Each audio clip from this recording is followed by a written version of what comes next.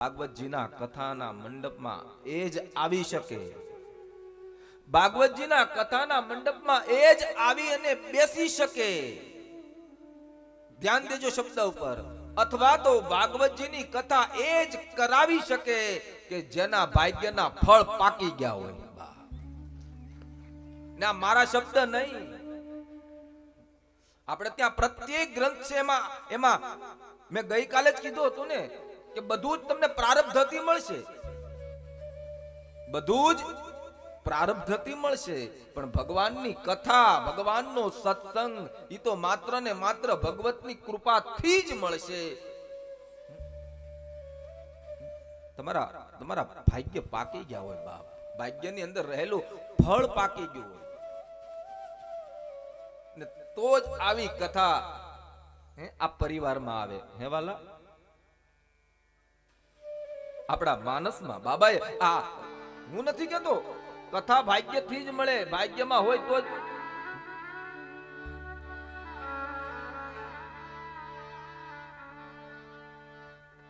સકલ પદાર્થ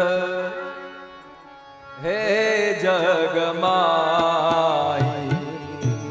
સકલ પદાર્થ હે જગમાય,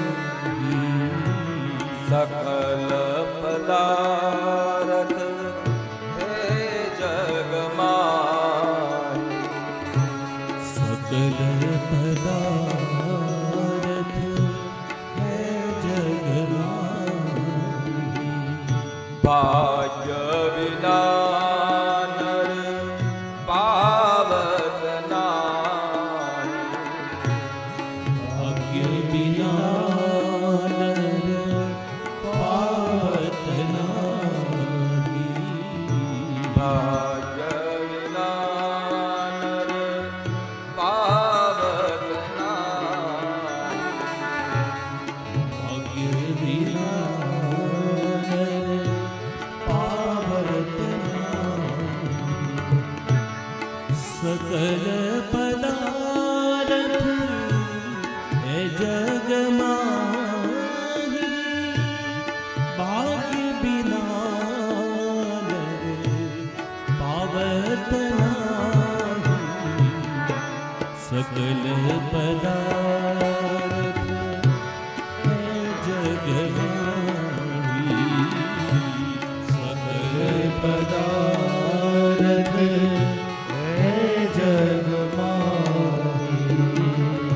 બાબાએ શું કીધું?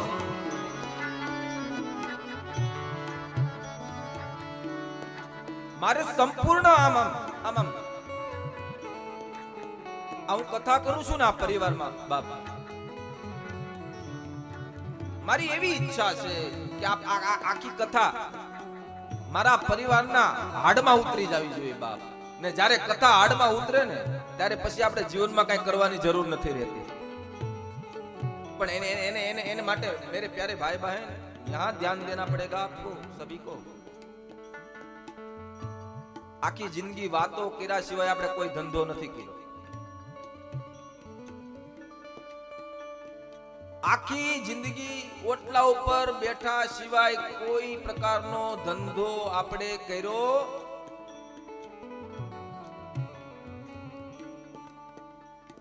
ગામની પંચાયત, લોકોની પંચાયત કર્યા સિવાય આપણે કોઈ ધંધો કર્યો પણ બાપ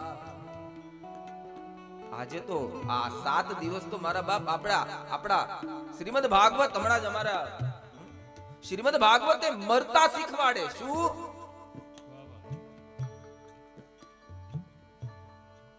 આપણને મરતા નથી આવડતું બાપ. તો કહેવાનો મારે આ આખી કથા આપણા હાડમાં ઉતરી જવી જોઈએ બાપ. પણ ભાગ્ય વગર આ વસ્તુ મળતી નથી. ભાગ્ય વગર આ વસ્તુ. બાબાએ તો લખ્યું કે સકલ પદાર્થ હે જગમાઈ અને ભાગ્ય વિના નર. પણ એ જ વસ્તુ શ્રીમદ ભાગવતમાં લખી.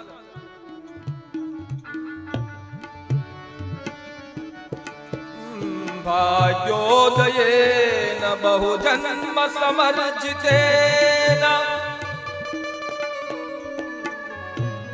भाग्योदयेन बहु जन्म समर्जितेन